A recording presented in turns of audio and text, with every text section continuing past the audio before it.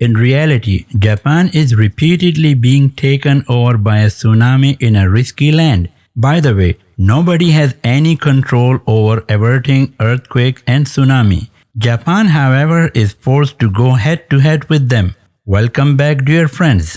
Viewers, Japan has been hit by tsunamis 143 times in the past 1300 years. Thus, 133,874 individuals have died as a result. The most devastating of these tsunamis occurred in the year 1741, where the 90-meter-high tsunami wave struck. Tragically, as time passes, in Japan, the risk of a tsunami is also rising. In the year 2022 alone, there have been more than 300 earthquakes reported. There have even been instances where 3 to 4 earthquakes occurred in a single day. Only in Japan are earthquakes so frequent around the world. Japan has had 5 tsunamis, both small and major, between 2000 and 2022. Where the 2011 tsunami was the deadliest, a 9.1 magnitude earthquake that struck the ocean 72 kilometers east of the Oshika Peninsula on March 11, 2011 lasted for 6 minutes. It triggered the emergence of a huge, enormous tsunami. It was the biggest earthquake ever recorded in Japan, and it was the 4th largest earthquake in the entire planet. As a result, the tsunami that occurred caused a big wave in the sea that measured 55 meters or 150 feet high at a speed of 700 km per hour. The sea wave reached a distance of 10 kilometers from the coast before entering Sendai city. The major issue with tsunami is that they are impossible to anticipate, even with the current technology. Consequently, the Sendai locals who were given a warning just 8 minutes earlier of tsunami, thousands of them were unable to escape at all. 228,000 people lost their homes as a result of this catastrophe, and 15,000 people lost their lives. The world of the apocalypse was on one side. On the other hand, the Fukushima Daiichi nuclear power facility also experienced failure, leading in the emergence of a deadly nuclear catastrophe. Japan sustained damage from this tsunami totaling $235 billion,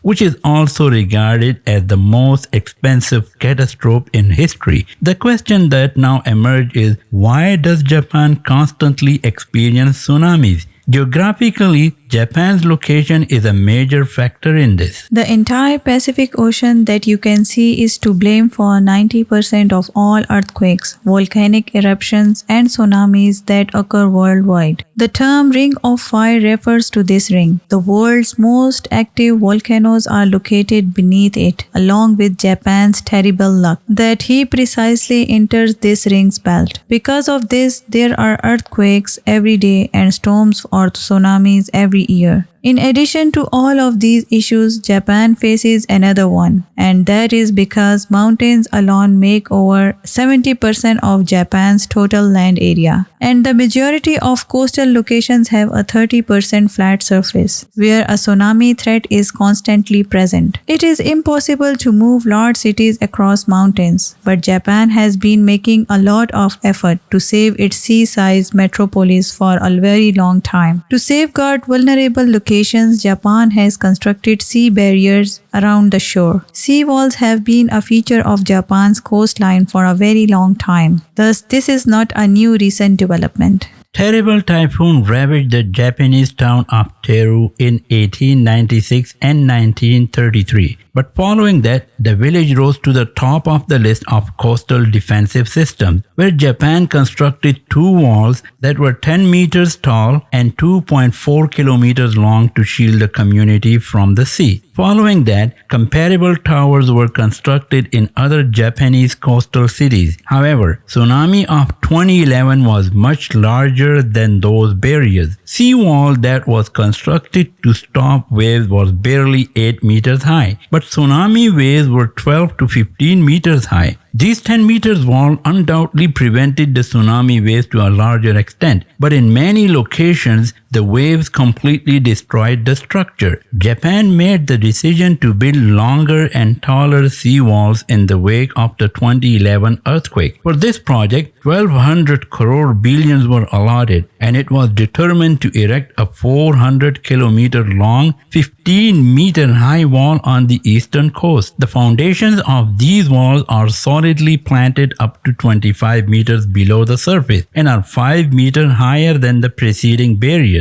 Their structure and design have been specifically created to avoid tsunami waves, and their width has been kept much higher than before. An artificial tsunami was produced for this project using a simulator. From there, the engineers put the wall through a variety of wave tests. A pattern resembling the 2011 earthquake was produced with the use of a vibrator. How large will the waves be and how much pressure will they produce? All of this was initially estimated with the aid of a simulator. The sea barriers have now been built with curves after being tested on the simulator. This illustration demonstrates how the sea wall's curved shape will cause the wave to reserve direction when it encounters the sea, and so on. A wave will turn around and release the pressure of an approaching wave from behind. Japan didn't merely construct walls to relieve the tsunami wave's pressure. Instead, breakwaters have also been constructed in hot spots of the sea. The breakwater breaks the pressure of the wave before these 15-meter high walls do, while they are moving toward the coast. On the other side, the local populations are particularly concerned about this seawall since in many locations these barriers are as high as 4-story buildings,